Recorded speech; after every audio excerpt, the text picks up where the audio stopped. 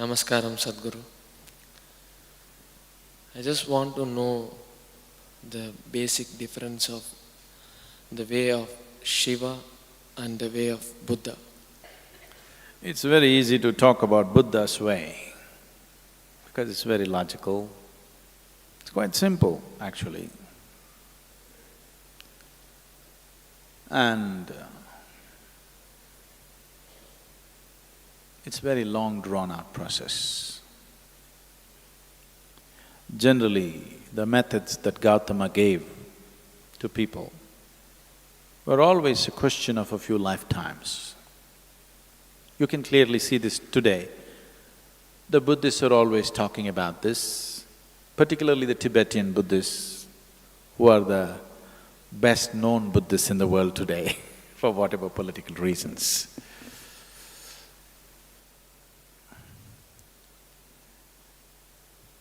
They're always talking about a few lifetimes of work.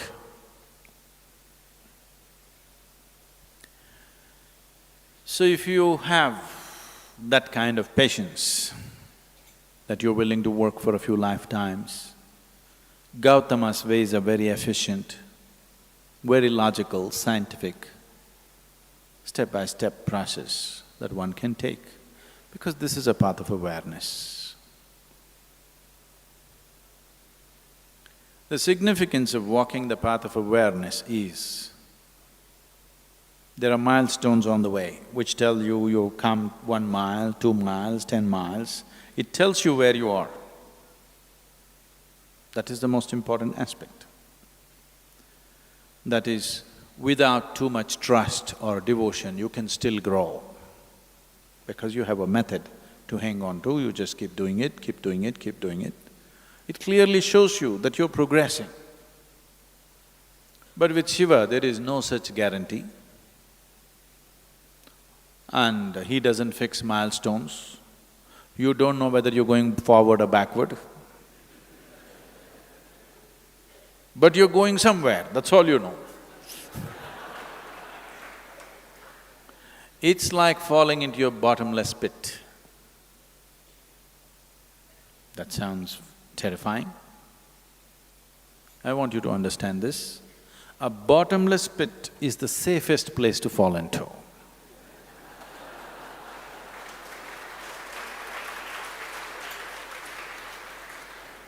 A pit with a bottom is dangerous.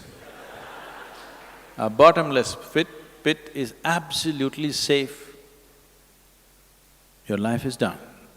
If you just jump into it, it's done, simply you fall.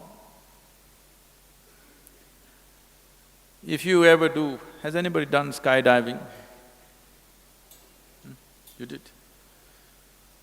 So, if you have a free fall, then if you do not open your parachute for a few thousand feet, you don't know whether you're going down or going up, nothing, it just feels like you're floating around and it's wonderful. Only when you look down, the damn planet is coming at you at a tremendous speed. If this planet is taken off, this is a great experience. Only if you look down, it's just coming at you at tremendous speed. That's the only problem. Falling is… don't understand the falling as a negative thing. Falling is a great thing. Did you ever fall in love? Only when you hit the bottom, then it gets bad. If you fell into your bottomless pit, then there is no problem. So Shiva is a bottomless pit. His methods are very different. But you cannot limit him that way because with 7 different disciples, the 7 Saptarishis, the celebrated rishis of the yore, he taught 7 basic ways in which a human being can explore his consciousness. From these 7, in multiples of 7, it went further,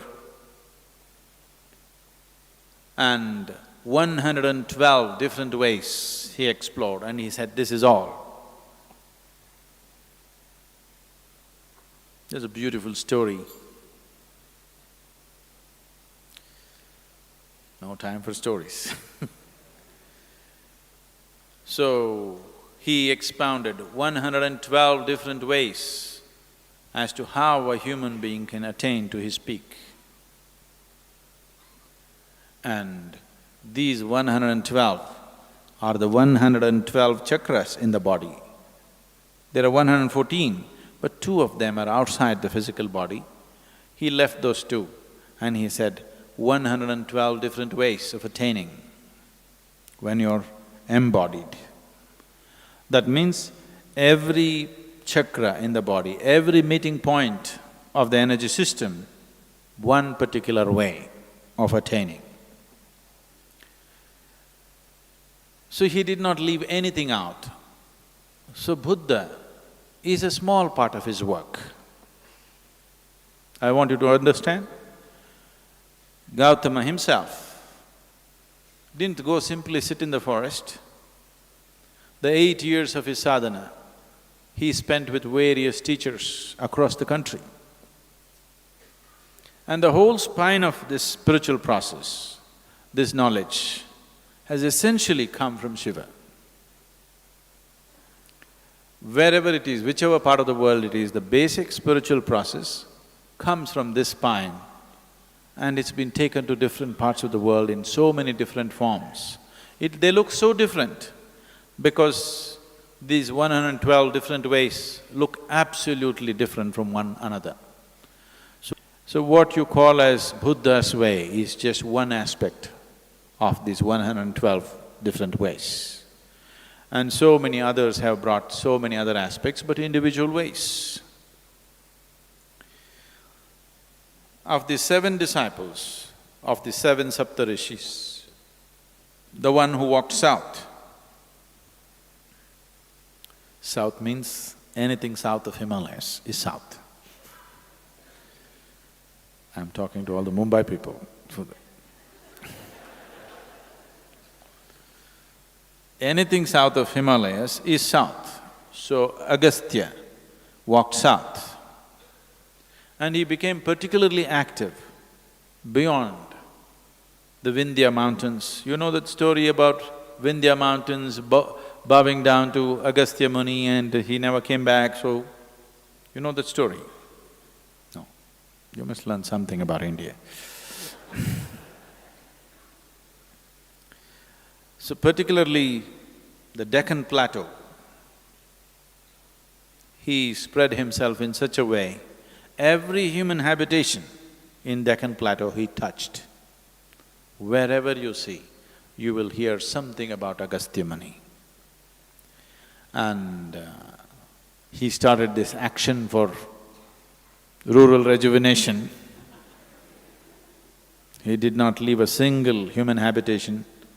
He brought spiritual process to everybody's life, the whole population. They say he lived over 4,000 years. We don't know how long he lived, but definitely his lifespan was not a normal span of life, it was extraordinarily long. When you just calculate the mileage that he covered, if you had put a speedometer on him and seen how many miles he covered, you could see it's an extraordinary length of time.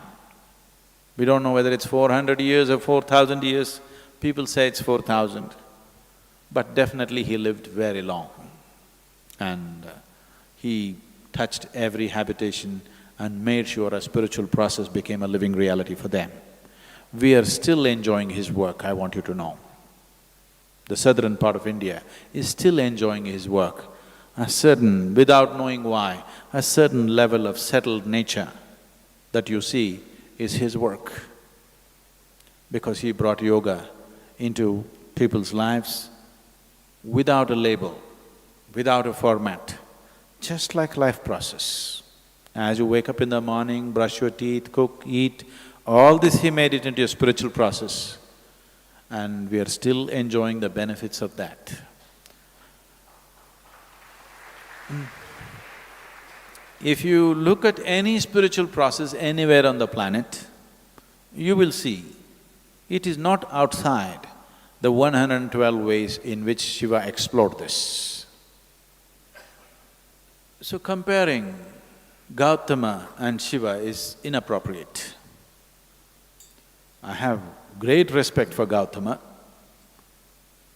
He's a great being, no question. His work is phenomenal. He caused a huge spiritual wave, which is still on after 2,500 years. But it is not comparable. It is no way comparable. All we can say is, Shiva's work contains Gautama's work as a small element.